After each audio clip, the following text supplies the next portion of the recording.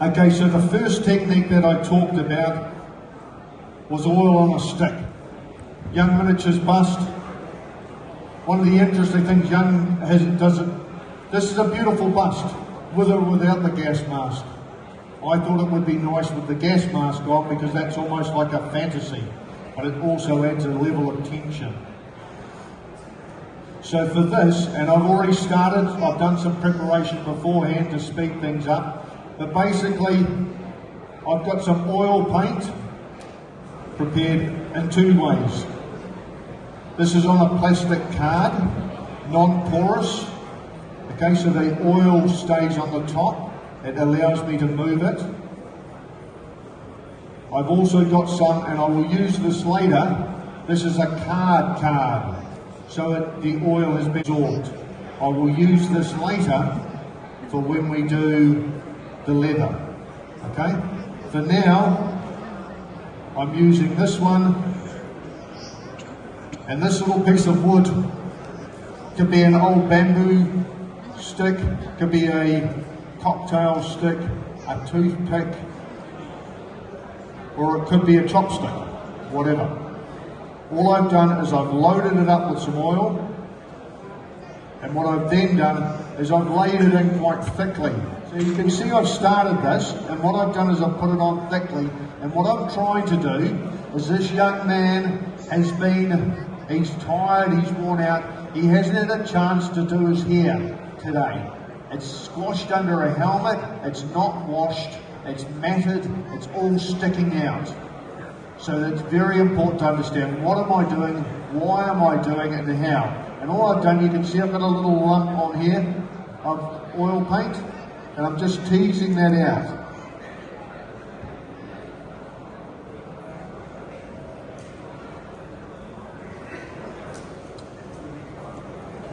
Now you'll notice, I suspect this is quite oily. So it does take a little bit of time sometimes at work. Now what I normally do is I might lay some features in. You'll see the one that I've just put in, quite soft, but here's one that I did earlier. It's a little drier, and so I can tease it out further. And then I just can put some more on there. Just a little bit of a blob, and I can work that into the detail. A little hair stuck there, and I can pull that out and tease it up.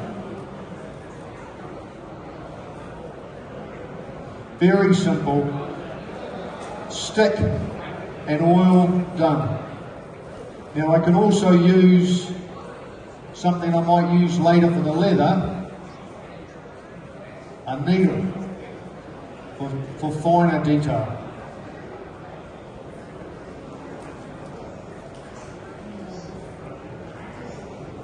Is that coming through okay?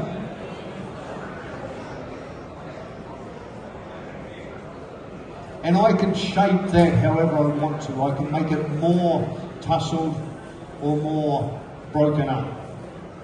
So it's as simple as that. Very basic skill with practice can produce very good results. What you might say is, I don't have oil paint. No problem at all. Artists have already thought of that one. So what we have heavy-bodied textured acrylics. So the trick with this is to put it on a card, or it can go on the plastic, but this is quite thick. So when I squeeze it out, I get a big dollop. Okay, and you can see straight out of the bottom. You see that little tension? You want to play with that. Now acrylics dry quicker. That's why you put a big blob, and they're not as effective in this technique as oils, but they are a start onto the stage of artistry, for example. Okay, just an example. So I've got that there.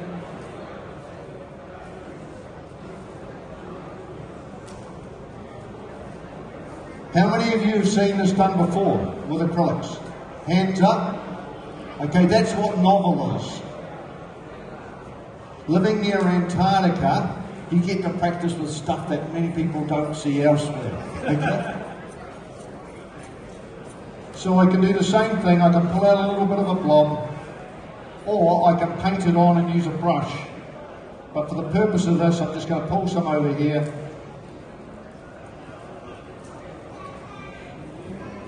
Now I use this if I'm painting a 35th scale figure for a scarf or ribbing. Okay? You can see it just being teased out there. Now it will dry very quickly as soon as it's got a little bit more air time on there.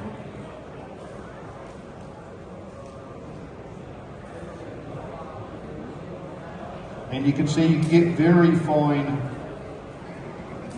You see that? Can you see the points coming through? Okay, cool. Right, that's all it. I could spend a long time doing it, but that just gives you the sense of what's possible. Now a little added trick with this particular paint, flat brush. I've already done some work on this one. You see there's a scarf here. Now Young has beautifully sculpted in ribbing on his pullover, but it's a flat scarf.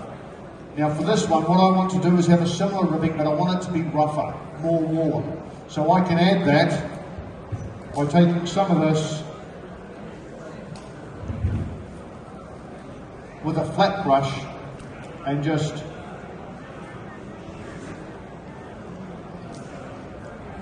adding the ribbing like that. Now that's real texture, and with some quick gen, you can just wash over that and you've instantly got texture. But you control it and it looks more organic and rougher, because that's what it's like. Now the other thing that I use this a lot with, it's important to have a look, is just on the side, and if you look at the box art of this figure,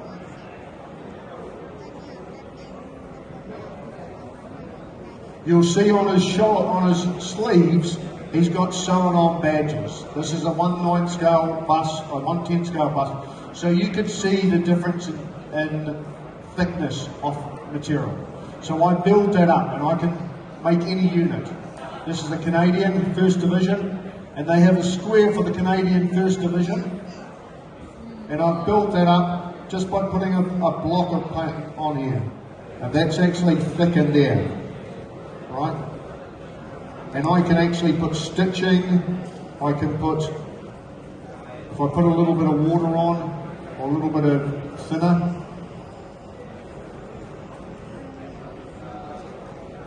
I can actually smooth that out and make creases as well. And for this one I can have a circle for the First Division, for the 1st Battalion, or I can have a square for another one of the battalions.